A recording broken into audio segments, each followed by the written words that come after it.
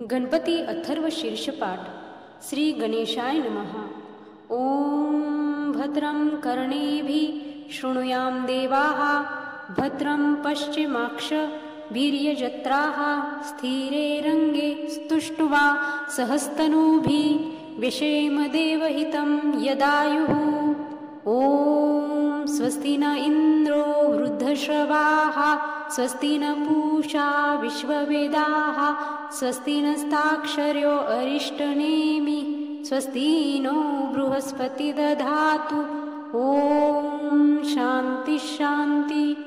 ओम नमस्ते गणपते त्वमेव प्रत्यक्षं तत्त्वमसि त्वमेव केवलं कर्तासि त्वमेव केवलं धर्तासि त्वमेव केवलं हर्तासि त्वमेव सर्वखल्विदं ब्रह्मासि त्वं साक्षादात्मासि नित्यं ऋतं वच्मि सत्यं वच्मि अवत्वमाम् अववक्तारम् अवश्रोतारम् अवदातारम् अवधातारम् अवानुचानमवशिष्यम् अवपश्चातात् अवपुरस्तात् अवोत्तरार्तात् अवदक्षिणातात् अवचोर्ध्वार्तात् अवाधरार्तात् सर्वतो मा पाहि पाहि स्मन्तात्।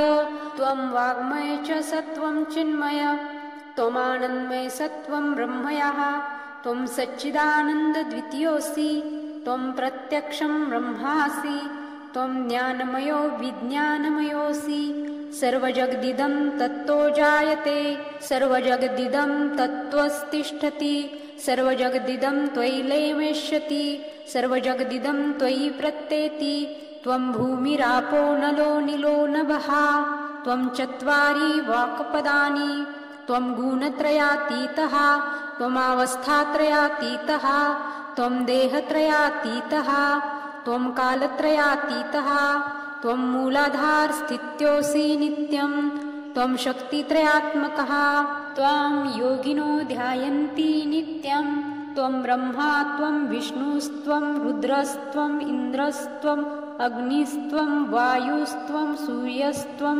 चन्द्रमासत्वं ब्रह्मभूर्भुवस्वरों गणादिं पूर्वमुच्चार्य वर्णादिं तदनन्तरम् अनुस्वारः परतरः अर्धेन्दुलसितं तारेण रुद्धम् एतत्तत्त्वमनुस्वरूपं गकारः पूर्वरूपम् अकारो मध्यम रूपम् अनुस्वारश्चन्त्यरूपं बिन्दुरुत्तररूपं नादः सन्धानं संहिता सन्धिः शेषा गणेशविद्या गणकऋषि निःसृगायत्री छन्दं गणपतिर्देवता।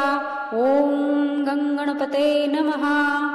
एकदन्ताय विघ्नहे वक्रतुण्डाय धीमहि तन्नो दन्ती प्रचोदयात् एकदन्तं चतुर्हस्तं पाशमङ्कुशधारिणं रदं च वरदं च हस्ते बिभ्राणं मूषकध्वजं रक्तं लम्बोदरं शूर्पकर्णकं रक्तवाससं रक्तगन्धानुलिप्ताङ्गं रक्तपुष्पे सुपूजितं भक्तानुकम्पिनं देवं जगत्कारणमुच्यतम् आविर्भूतं च सृष्ट्यादौ प्रकृतेः पुरुषात्परम् एवं ध्यायन्ति यो नित्यं स योगी योगिनावरः।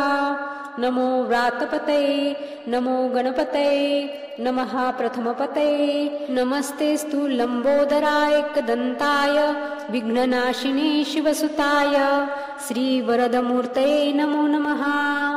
एतदथर्वशीर्षं यो धीयते स ब्रह्मभूयाय कल्पते स सर्वतः सुखमेधते स सर्वविघ्नेन बाध्यते स पञ्चमहापापात् प्रमुच्यते सायं धियानो दिवसकृतं पापं नाशयति प्रातर्धियानो रात्रिकृतं पापं नाशयति सायं प्रातः प्रयुजानो अपापो भवति सर्वत्र धियानोपविघ्नो भवति धर्मार्थकाममोक्षं च विन्दति।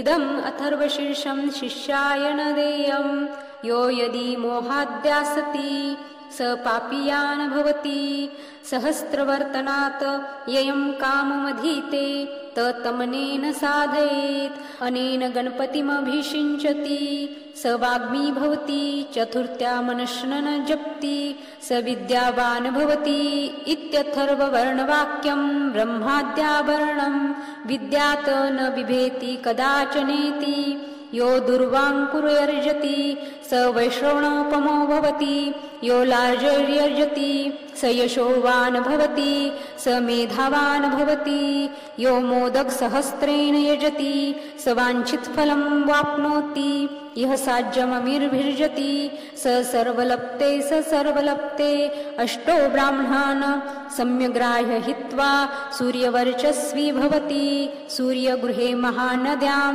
प्रतिभासन्निधो वाजप्त्वा सिद्धमन्त्रो न भवति महाविघ्नात् प्रमुच्यते महादोषात् प्रमुच्यते महापापात् प्रमुच्यते स सर्वविद्भवति स सर्वविद्भवति यः एवं वेद इत्युपनिषद इति श्री गणपत्यथर्वशीर्ष समाप्तम्।